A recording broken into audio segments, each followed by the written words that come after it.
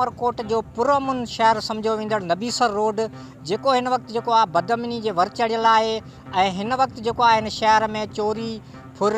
जो जेके वारदातूं आहिनि उहे वधणु लॻियूं आहिनि, जंहिं करे जेको आहे हिते जेके शहरी आहिनि या रहवासी आहिनि या वापारी जेके आहिनि उन्हनि में जेको आहे ख़ौफ़ वारो ताव पखिड़ियल आहे। उन हवाले सां मूंखे ॿुधाईंदो हलां त अॼु ताज़ो ई जेको आहे ॾींहुं ॾिठे जो हिते जेको नबीसर रोड जो मेन बाज़ार आहे, उन खां जेको मेन जेको रोड आहे उन ते जेका फ्लोर मिल्स आहे ये नामालूम बुट बदल जेके फ़ौरन पारां फ्लोर मिल ते जेको हथियारनि सां चढ़ाई करे उते मौजूदु जेको अमलो आहे उन खे हथियारनि जे ज़ोर ते यरगमाल बणाए ऐं मिल तां जेको आहे लखें रुपया जेके आहिनि फुर कया विया आहिनि ऐं जेके मुलाज़िम आहिनि उन्हनि खां जेको मोबाइल फ़ोन वग़ैरह जेके आहिनि फुर करे उहे फ़रार थियण में कामयाबु थी विया आहिनि। जॾहिं त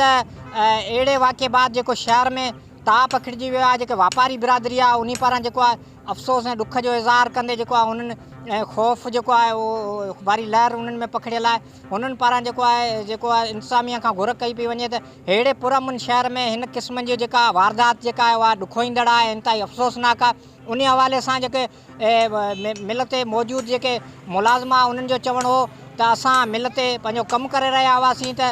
टे जेके हुआ मोटरसाइकिल सवार बुट बदल फोरू जेके हुआ उहे जेके गेट मां एंटर थींदे ई असां ते हथियार सिधा कंदे असांखे जेको आहे ख़ामोश रहण जो चयो, जंहिं बाद जेके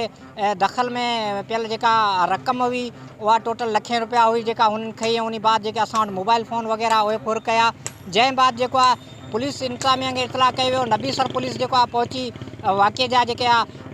तफ़सील वरिता जंहिं बाद जेका ॿुधाए पियो वञे त नाकाबंदी बि कई वई पर फोरू जेके आहे उहे फ़रार थियण में कामयाबु थी विया। ऐं हिन वक़्तु जेको आहे DSP कुनरी जेको आहे उहो बि हिन वाक़े वारे हंधि पहुतल आहे, जंहिं पारां पुण तफ़सील वरिता विया आहिनि पर अञा ताईं का बि गिरफ़्तारी वग़ैरह जेका अमल में न अची सघी आहे। ऐं हिन क़िस्म जे वाक़िअनि सबबि जेको शहर में जेको वापारी बिरादरी आहे उन में पुण ख़ौफ़ पखिड़ियल आहे। जी।